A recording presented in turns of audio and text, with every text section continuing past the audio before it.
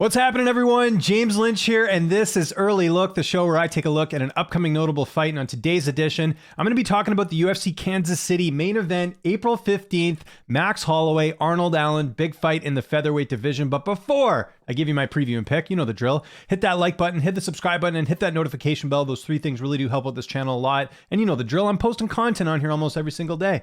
All right, let's get into this. If you haven't watched the show before, I'm going to go through a bunch of different stats, a bunch of different intangibles. It may or may not have an impact on how you're picking this fight, but I want to give you that information anyways. And then at the end of this whole thing, I'm going to give my pick and we can talk about it in the comments. Sound good? All right, let's dig into it. Can I just talk about the fact this is such a random fight to have in Kansas City? Like, amazing matchup. Don't get me wrong. Very excited for this one, but Max Holloway from Hawaii, Arnold Allen from the UK. They're fighting in Kansas City. Didn't really have that on my bingo card, but hey, if you live there, it's going to be a fantastic fight. Going to be going down to the T-Mobile Center, like I mentioned, in Kansas City, Missouri.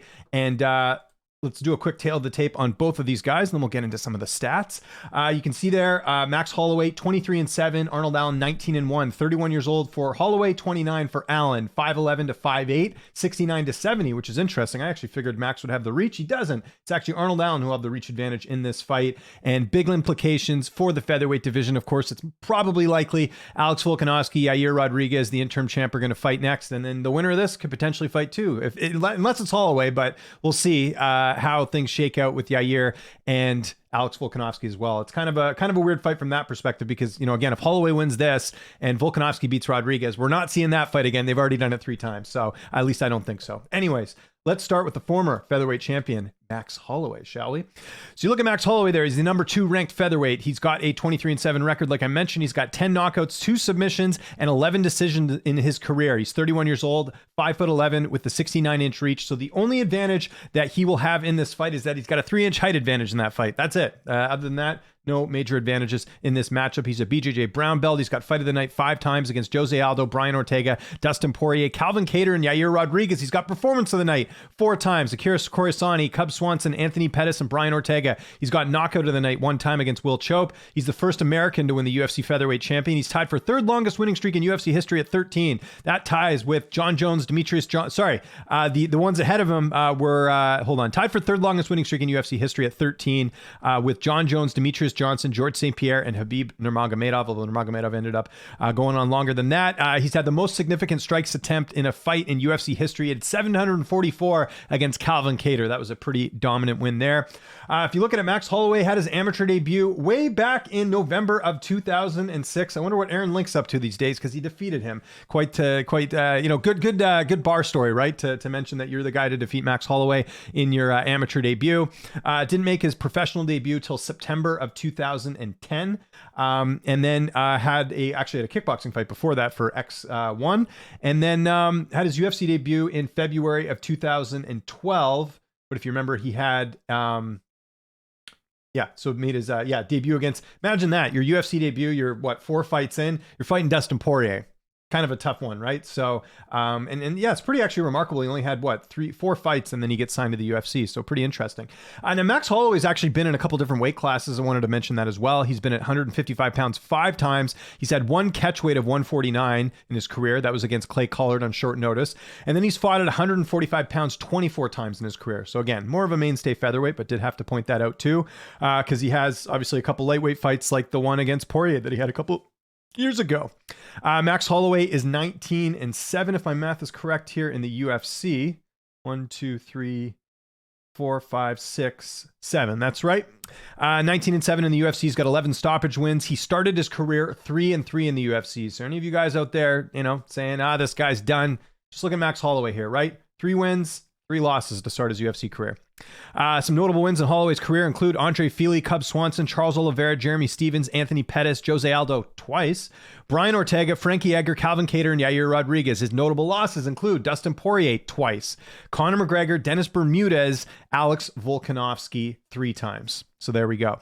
Max Holloway's had a couple layoffs in his career. The layoff from Jose Aldo to Brian Ortega was a 371-day layoff. Going from Yair Rodriguez to Volkanovski was a 231-day layoff. And then this fight, it's actually going to be a 287-day layoff. He last fought Volkanovski in July. And here we are talking about a fight in April. right? So there you go. So a bit of a layoff. So second longest layoff of his career, his UFC career, going into this fight. He's had a couple injuries in his career. We got to talk about those. Frankie Edgar was supposed to fight him in March of 2018. Had a leg injury in that one. Was supposed to fight Khabib Nurmagomedov, but he had the weight cut. That was the whole Brooklyn card, right? Ally Quinta steps in. Holloway was not deemed. It was deemed unsafe for him to fight by the New York State Athletic Commission. Supposed to fight Brian Ortega in 2018. Holloway had concussion-like symptoms. Remember the whole thing? He was doing some interview and his words were slurring. He just seemed kind of out of it. Actually, I don't know if he was slurring, but he seemed definitely out of it. And I only know that because I was at that card and I remember watching that interview going, something's not right. And then they booted him from the card. And then you've got the Yair Rodriguez fight in July there. He had an injury there. And then he was supposed to fight Volkanovski in March of last year and had an injury in that one as well. So a few injuries in Holloway's career. Now, Holloway's had a couple close fights in his career. Let's go talk about those. He's had the close fight way back in the day against, which is the first one here, Leonard Garcia. This one here, he won by split decision. That was split decision. Like I mentioned there, that was way back in December 2012. 2 media members scored the fight for Holloway. 7 media members scored it for Leonard Garcia, and 1 scored it a draw. So, that could have changed things, right? If maybe he doesn't fight McGregor, who knows? So that was kind of an interesting thing, that people feeling like Leonard Garcia did enough to win that fight. He had the fight against Dennis Bermudez that he lost, and that was in UFC 160 in May of 2013. 11 media members scored the fight for Holloway. 0 media members scored the fight for Bermudez. So kind of cancels each other out, if we're being honest here. And then you go look at, so kind of I take my comment back about, hey, maybe you wouldn't have fought Conor McGregor. He actually fought Bermudez next. So my bad on that one. And then, of course, the second Volkanovski fight, which we got to talk about. Split decision there, July 2020. If you look at it there were how many media members? 9 media members scoring the fight for Volkanovski, 18 media members scoring the fight for Holloway. So again, could have gone either way. I watched that fight the first time, felt like Volk did enough to win, but what do I know? Okay, so that's obviously all the close fights he's had. And then the last thing I'll mention with Holloway, this is going to be his 11th straight fight that's 5 rounds. I think that's a key thing here. Obviously, he was the champion. He fought for the belt a bunch of times, and then he's had a couple main events. So 11th straight fight with 5 rounds. That streak has been going on since June of 2017. He has not fought in a 3-round fight since before June of 2017, which is just crazy. So anyone worried about the cardio, not going to be an issue here for Max Holloway. All right, let's talk about his opponent here, Arnold Allen, almighty Arnold Allen. You can see there, Allen, 19-1 record. He's got 7 knockouts, 4 submissions, and 8 decisions. He's the number 4th ranked featherweight. He is 28 years old, 5'8", with a 70-inch reach. So he's 2 years younger and has a 1-inch reach advantage. He's a BJJ purple belt. I believe he trains at Team Renegade with Leon Edwards and his brother. He's got performance of the night 3 times. Alan Omar, Mads Burnell, and Dan Hooker. He's tied with Alex Volkanovski for the second longest winning streak in UFC featherweight division right now with 10. Arnold Allen started his amateur career way back in February of 2010, made his MMA debut in April of 2012, and made his UFC debut in June of 2015, as you can see there, against Alan Omar. He's 10-0 in the UFC. He's got 3 stoppage wins. Some notable wins include Makwan Amirkhani. I just have to throw him in there because everyone knows who Makwan is. Sodiq Yusuff, Dan Hooker, and Calvin Kattar. He's fought a couple different weight classes as well. He's had 2 fights at bantamweight, 1 at lightweight, and he's had 17 fights now at featherweight. The Kattar fight was a bit odd, if we're being honest. Who knows who was winning that? I know Arnold looked good early on, but there was a knee injury in that one. Tough to say if he was going to end up winning that fight because there was an injury there. Kind of like the fight we had with Jan Blachowicz and Alexander Rakic, same sort of thing, right? Like I think actually that fight went on a little bit longer, but Kattar had hurt his knee, and it's like, okay, obviously he can't continue. So it's tough. It's tough to gauge there in terms of that it being like a quality win. Obviously, first guy to finish Kattar, but it was an injury. It wasn't him stopping him, right, per se. Let's talk about some of the layoffs he's had. He's had a lot, actually. So even starting from his UFC debut against Alan Omar to Meza, there was a 252-day layoff going from Meza to Amirkhani. There was a 385-day layoff going from Amirkhani to Burnell. There was a 435-day layoff going from Burnell to Rinaldi. There was a 293-day layoff, and then going from Nick Lentz to Sodiq Yusuff, there was a 441-day layoff. So that's one sort of knock on him. And people talk about, he should have got this, title shot sooner and all these different things. And, I guess this isn't a title fight. He should be getting a title fight, right? People have been arguing that. Part of the reason is there was sort of a gap in some of his fights. I think that hurt him ultimately, not being more active. And there's a variety of reasons. We'll get into that in a second. But that's something I think people forget, is that Arnold's been in the UFC for a while, but he's had a hard time actually getting to the fight for a variety of reasons. Let's get into those reasons.